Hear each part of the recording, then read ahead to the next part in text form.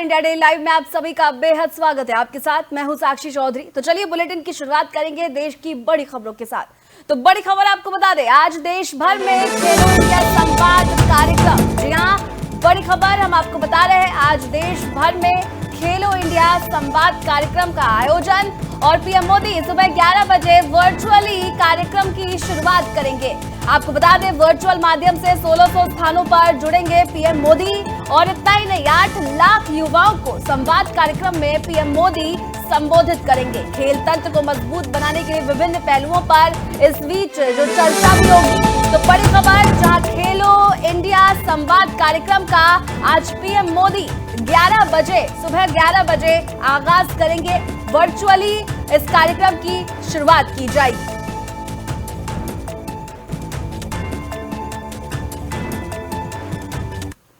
वहीं बढ़ेंगे अगली खबर की ओर। एक और बड़ी खबर सामने आई है, नेपाल से बेहद दुखद खबर है। जी हाँ, नेपाल में बाढ़ से 162 मौतें दर्ज की गई है। बड़ी खबर, नेपाल में बाढ़ से भारी तबाही और 162 लोगों की मौत और करीब 1000 से ज्यादा लोग लापता।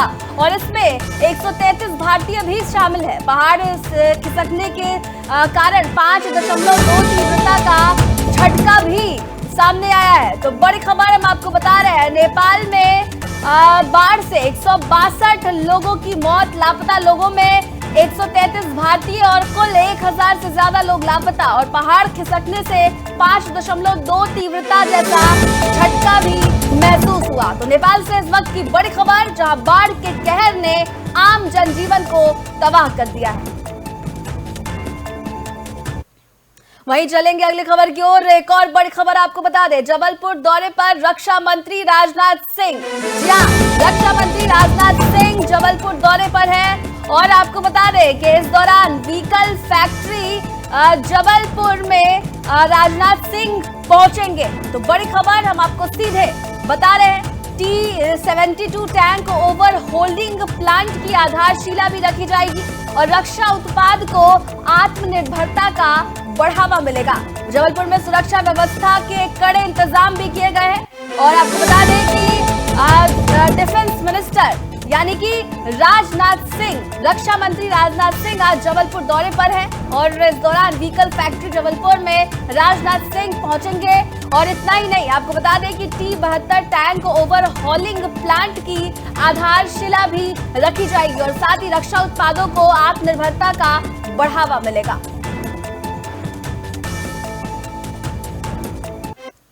चलेंगे अगली खबर की ओर। एक और बड़ी खबर आपको बता दें, नेपाल में बाढ़ से नुकसान को लेकर सर्वदलीय बैठक बुलाई गई है। तो बड़ी खबर, नेपाल में बाढ़ का कहर जो है वो बरसता जा रहा है, लोग लापता हो गए हैं। आरएसपी अध्यक्ष रवि लामिछाने ने बैठक बुलाई है और नेपाल के सिंघा दरबार में ये सर्वदलीय बैठक की जाएगी। जी हाँ, बड़ी खबर, बाढ़ से नुकसान, बचाव और राहत पर विशेष चर्चा होगी। और इतना ही नहीं, आपको बता दें कि जो बाढ़ हुआ है नेपाल में, जो बाढ़ से काफी नुकसान देखने को मिला है। करीब 1000 से ज्यादा लोग लापता बताए जा रहे हैं। वहीं आरएसपी अध्यक्ष रवि लामिछाने ने बैठक बुलाई है और नेपाल के सिंघा दरबार में ये सर्वदलीय बैठक की जाएगी।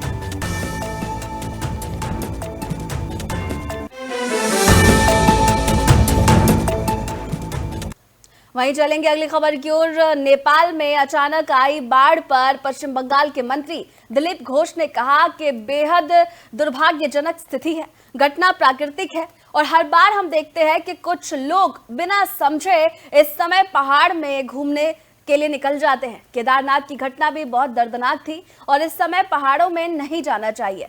कब कहां क्या घटना होगी किसी को मालूम नहीं है। सरकार पूरा प्रयास कर रही है लोगों को सुरक्षित रखने का। वहीं आपको बता दें कि नेपाल में बाढ़ से बड़ी त्रासदी देखने को मिली है और आपको बता दें कि करीब 150 से ज्यादा लोगों की अब तक मौत हो चुकी है, खबर सामने आई है। वहीं इतना ही नहीं, लगभग 1000 से ज्यादा लोग लापता है और उसमें कई भारतीय भी मौजूद है। तस्वीरें आप अपने टीवी स्क्रीन पर देख सकते हैं कि किस तरह से पानी जो है वो बहते हुए वहां के रिहायशी इलाकों में जहां लोग रहते हैं वहां पर पहुंचता नजर आ रहा है। और ऐसे में कोलकाता से दिलीप घोष ने इस पर टिप्पणी की है। उन्होंने युवाओं से और पर्यटकों से यह अपील की है कि इस वक्त पहाड़ों में जाना उचित नहीं है।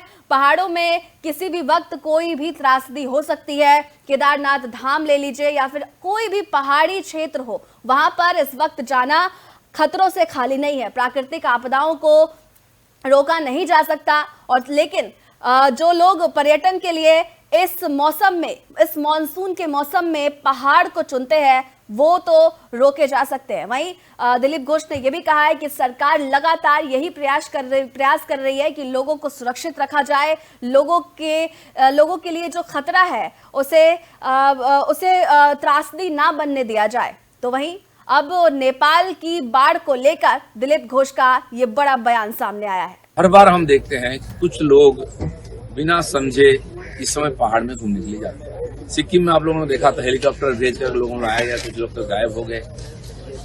इसी प्रकार केदारनाथ में जो घटना हुई थी, बहुत ही दर्दनाक, भयंकर, बहुत जाने गई थी। तो इस प्रकार तो इस समय पहाड़ में जुलाई, अगस्त, सितंबर नहीं जाना चाहिए। दूसरा, इस प्रकार घटना कब कहाँ होगा किसी को कुछ मालूम नहीं है। तो जिन लोगों ने गए वहाँ, सरकार पूरा प्रयास कर रही है वहाँ जोगाजोग करके हम लोग उद्धार करने के लिए। जिनको मिलेगा, जीवित हो मृत हो, उसका परिवार उसको सौंपेगा, जिसको नहीं मिलेगा तो क्या किया जाएगा। हर बार हम देखते हैं। वहीं चलेंगे अगली खबर की ओर। हिमाचल प्रदेश की राजनीति में राष्ट्रगान और राष्ट्रगीत को लेकर सियासी घमासान तेज हो गया है।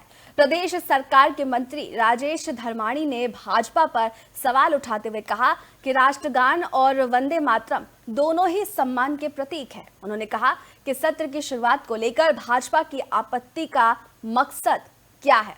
तो वहीं अब हिमाचल में सियासी संग्राम, राष्ट्रगीत और राष्ट्रगान के बीच विवाद जो है वो बढ़ता जा रहा है। और इसी सिलसिले में आपको बता दें कि राजेश धर्माणी ने एक बयान दिया है। उन्होंने साफ कहा है कि राष्ट्रगान और राष्ट्रगीत जो है वो दोनों ही राष्ट्र भक्ति का एक स्रोत है, अपनी राष्ट्रभक्ति दिखाने का एक माध्यम है। जी हाँ, आपको बता दें कि हिमाचल प्रदेश की राजनीति में राष्ट्रगान और राष्ट्रगीत को लेकर सियासी घमासान तेज हो गया है। प्रदेश सरकार के मंत्री राजेश धर्माणी ने भाजपा पर सवाल उठाते हुए कहा है कि राष्ट्रगान और वंदे मातरम दोनों ही सम्मान के प्रतीक हैं। आपको बता दें कि देश भर में पिछले कई दिनों से, कई महीनों से, कई समय से राष्ट्रगीत को लेकर एक जो विवाद है वो चलता आ रहा है। और आपको बता दें कि हाल ही में स्वतंत्रता दिवस के मौके पर हमने कांग्रेस मुख्यालय पर सोनिया गांधी का एक वीडियो देखा था, जिसमें वो राष्ट्रगीत के सभी अध्याय को, सभी पैराग्राफ को चलाए जाने पर आपत्ति जताती नजर आई थी। और बाद में उन्होंने ये बयान भी दिया था कि कांग्रेस राष्ट्रगीत को पहले की तरह ही मान्य देती है और जो पहले गाया जाता था कांग्रेस उसी को राष्ट्रगान मानती है। वहीं इसके बाद देश भर में राष्ट्रगीत, राष्ट्रगान को लेकर सियासत तेज हो गई है। और अब इस पर हिमाचल प्रदेश से मंत्री राजेश धर्माणी ने भाजपा पर सवाल उठाते हुए ये कहा है कि राष्ट्रगान और वंदे मातरम दोनों ही सम्मान के प्रतीक हैं। देखिए, मुख्यमंत्री जी ने बिल्कुल सच कहा। जैसे ही राष्ट्रगान गाने के लिए आदेश दिए और सभी सावधान मुद्रा में खड़े हुए, इसमें कोई दो राय नहीं है, लेकिन उससे राष्ट्रीय गान गाने से एकदम पहले और राष्ट्रीय गान गाने के एकदम बाद भाजपा की तरफ से विपिन सिंह परमार जी और दूसरे वरिष्ठ सदस्यों ने जो है एकदम से कहा कि जो सत्र का शुभारंभ है वो राष्ट्रगान की बजाय राष्ट्रगीत के अनुसार होना चाहिए। वो मिनिस्ट्री ऑफ होम अफेयर्स का कोई नोटिफिकेशन की बात कर रहे थे। उससे उसकी मंशा का मकसद क्या है, वो उसका संदेश क्या जाता है। जब राष्ट्रगान गाने के लिए अध्यक्ष महोदय ने कहा और उसके एकदम बाद उसके ये कहना कि इसका शुभारंभ जो है वो राष्ट्रगीत से होना चाहिए था, है ना, तो इस तरह की तुलना क्यों करते हैं। देखिए, मुख्यमंत्री जी ने वहीं चलेंगे अगली खबर की ओर। एक और बड़ी खबर आपको बता दें, नेपाल में भारतीय दूतावास का पोस्ट सामने आया है। जी हाँ, बड़ी खबर हम आपको बता रहे हैं, नेपाल में भारतीय दूतावास का पोस्ट। और भारत ने साफ कहा है कि नेपाल के साथ हम हमेशा खड़े हैं। भारत हमेशा नेपाल के साथ है। भारत की ओर से 10 टन राहत सामग्री जो है वो नेपाल भेजी गई है और ये सहायता राहत कार्यों में मददगार साबित होगी। आपको बता दें कि भारत मजबूती से नेपाल के साथ खड़ा है, ये भारतीय दूतावास द्वारा कहा गया है और भारत हर संभव मदद के लिए प्रतिबद्ध है। तो आप तस्वीरों में भी देख सकते हैं कि किस तरह से नेपाल और भारत के बीच ये जो है तालमेल जो है वो देखा जा सकता है। भारत हमेशा नेपाल के साथ खड़ा रहा है। आपको बता दें कि बीते दिन नेपाल में भारी तबाही देखने को मिली है। बाढ़ से न जाने कितनी जिंदगियां जो है वो तबाह हो गई है और लगभग सैकड़ों लोग मारे गए हैं और इतना ही नहीं, हजारों लोग अब भी लापता बताए जा रहे हैं। वहीं आपको बता दें कि देश जानता है, दुनिया जानती है कि भारत और नेपाल के बीच रोटी और बेटी का रिश्ता है, लेकिन पिछले कई वर्षों से नेपाल और भारत के बीच जो रिश्ते हैं वो डगमगाते नजर आ रहे थे। चीनी प्रभाव की वजह से भारत और नेपाल के बीच दूरियां जो है वो बढ़ती जा रही थी, लेकिन अब एक बार फिर से भारतीय दूतावास ने नेपाल में पोस्टर लगाते हुए ये जाहिर कर दिया है कि भारत मजबूती से नेपाल के साथ खड़ा है। भारतीय दूतावास ने ये साफ कहा है कि भारत हर संभव मदद के लिए नेपाल के लिए प्रतिबद्ध है और वो हर संभव मदद करने को तैयार है। नेपाल में भारतीय दूतावास का पोस्ट और अब इस पर जो है वो चर्चाएं तेज हो गई है। भारत हमेशा नेपाल के साथ खड़ा है और आपको बता दें कि इतना ही नहीं, भारत की ओर से 10 टन राहत सामग्री जो है वो नेपाल भेजी गई है और ये सहायता राहत कार्यों में मददगार साबित होगी और इसी वजह से वहां जो लोग हैं जो इस बाढ़ से प्रभावित हुए हैं उनके लिए भारत की तरफ से ये एक संभव मदद है। भारत हमेशा प्रतिबद्ध है। ये भारतीय दूतावास का बयान जो है वो नेपाल के लिए सामने आया है। नेपाल में हुई भारी त्रासदी के कारण वहां सैकड़ों लोग प्रभावित हुए हैं। न जाने कितनी जिंदगियां जो है वो तबाह हो गई है। कई लोग लापता बताए जा रहे हैं। रोजमर्रा की जो जरूरतें हैं वो भी लोगों तक नहीं पहुंच पा रही है। कई लोग लापता है। वहीं चलेंगे अगली खबर की ओर। आपको बता दें कि अगली खबर भी नेपाल से सामने आई है। जानकारी के लिए बता दें कि नेपाल के नुवाकोट में अचानक आई भीषण बाढ़ के बाद तबाही का भयावह मंजर सामने आया है। हवाई तस्वीरों में नदी किनारे इमारतों, सड़कों और अन्य बुनियादी ढांचे को भारी नुकसान दिखाई दे रहा है। बाढ़ प्रभावित इलाकों में राहत और बचाव अभियान लगातार जारी है। आप तस्वीरों में भी देख सकते हैं। ये जो तस्वीरें हैं वो सैटेलाइट की तस्वीरें हैं जो हम आपको अपने टीवी स्क्रीन पर दिखा रहे हैं। आप साफ साफ देख सकते हैं नेपाल के नुवाकोट में भीषण बाढ़ जो आया, जिसके बाद जो है वो किस तरह से तबाही का जो मंजर है वो हम आपको लगातार दिखा रहे हैं। किस तरह से बाढ़ और पानी का रौद्र रूप जो है वो हमें देखने को मिल रहा है। सब कुछ तबाह हो गया है, दुनिया उजड़ गई है। कई लोग लापता बताए जा रहे हैं। ऐसा लग रहा है कि मानो वहां कोई रहता ही ना हो पहले से। लेकिन ये आपको बता दूं कि ये जो तस्वीरें हैं वो तबाही के बाद की है।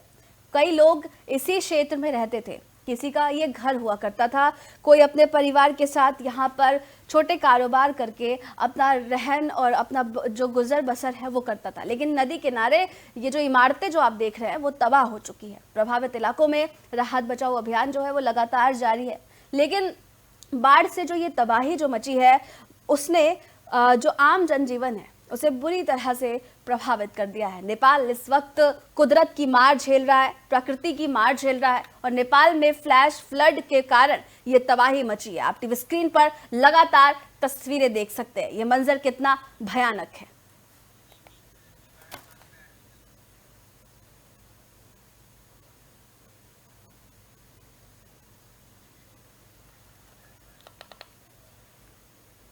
वहीं चलेंगे अगली खबर की ओर। खबर लखनऊ से सामने आई है। उत्तर प्रदेश में स्टार्टअप और इनोवेशन को बढ़ावा देने की दिशा में योगी सरकार आज बड़ा कदम उठाने जा रही है। मुख्यमंत्री योगी आदित्यनाथ लखनऊ में 107 स्टार्टअप्स को 3 करोड़ 42 लाख रुपए से अधिक और 9 इंक्यूबेटर्स को 1 करोड़ 79 लाख रुपए की प्रोत्साहन राशि वितरित करेंगे। इस दौरान उत्तर प्रदेश स्टार्टअप नीति 2026 की पुस्तिका का विमोचन और यूपी स्टार्टअप मिशन पोर्टल का शुभ आरंभ भी किया जाएगा।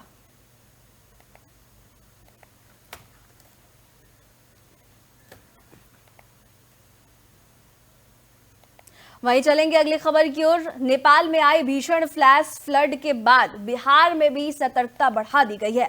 आपको बता दें कि बिहार विधानसभा में नेता प्रतिपक्ष तेजस्वी यादव ने इस घटना को बेहद दर्दनाक बताया है और कहा है कि सरकार को हालात पर कड़ी नजर रखनी चाहिए। उन्होंने गंडक नदी के जलस्तर और संभावित असर को लेकर भी चिंता जताई है।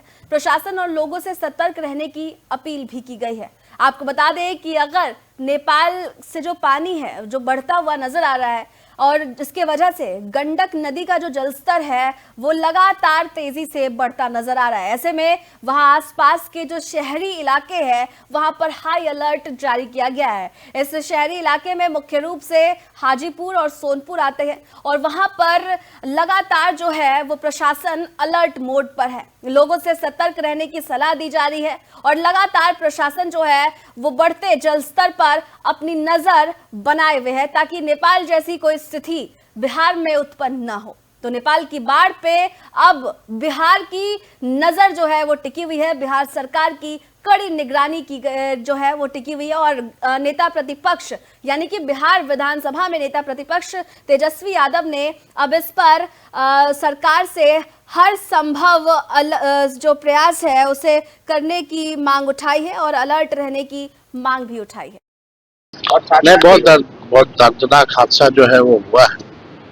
और कल तो हम लोगों ने जो वीडियो देखा, विजुअल्स जो देखे, जिस हिसाब से बाढ़ आया, लोग भाग रहे, हमको लगता है कि बिहार सरकार को जो है और निगरानी रखने की जरूरत है और सब लोगों को सतर्क होने की जरूरत है। बिहार में भी जो है आशंका है कि गंडक नदी वगैरह में जो है इसका प्रभाव जो है पड़ेगा, तो हम लोग सब लोग जो है अलर्ट रहे, ज्यादा बेहतर है। वहीं चलेंगे अगली खबर की ओर। लोकसभा नेता प्रतिपक्ष राहुल गांधी के मनुस्मृति संबंधी बयान पर शंकराचार्य स्वामी अविमुक्तेश्वरानंद सरस्वती ने तीखी प्रतिक्रिया दी है। उन्होंने आरोप लगाया कि राहुल गांधी मनुस्मृति के बारे में ऐसे दावे करते हैं जिनका उल्लेख ग्रंथ में नहीं है। स्वामी अविमुक्तेश्वरानंद ने कहा कि इस संबंध में राहुल गांधी से स्पष्टीकरण मांगा गया लेकिन जवाब नहीं मिला। उन्होंने वेद, स्मृतियों और सनातन परंपरा का भी उल्लेख किया है।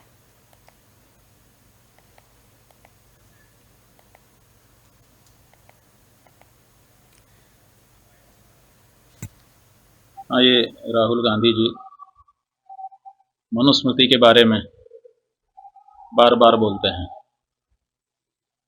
और विरुद्ध बोलते हैं। जो बात मनुस्मृति में नहीं कही गई है वो बात मनुस्मृति के ऊपर थोपते हैं कि ऐसा मनुस्मृति में कहा गया है। जैसे पिछली बार उन्होंने भारत की संसद में खड़े होकर के बयान दे दिया था कि बलात्कार को बढ़ावा देने वाली बात मनुस्मृति में है, तुम्हारी मनुस्मृति में है। सवाल यह है कि